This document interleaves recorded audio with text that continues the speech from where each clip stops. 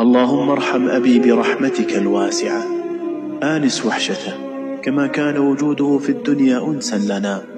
اللهم إن أبي في أمانك وضمانك وإحسانك، يا رب ارحمه والطف به، واكتب له غفرانك، وجد عليه بالنعيم المقيم الذي لا يحول ولا يزول.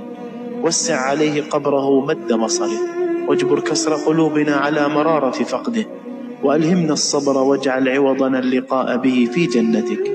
اللهم اجعل أبي من الضاحكين المستبشرين الغارسين من ثمار جنتك، الشاربين من حوض نبيك، الفائزين بشفاعته. لا تجعل ذكره منقطع، وسخر ألسنة أحبابه للدعاء له بالخير في كل وقت.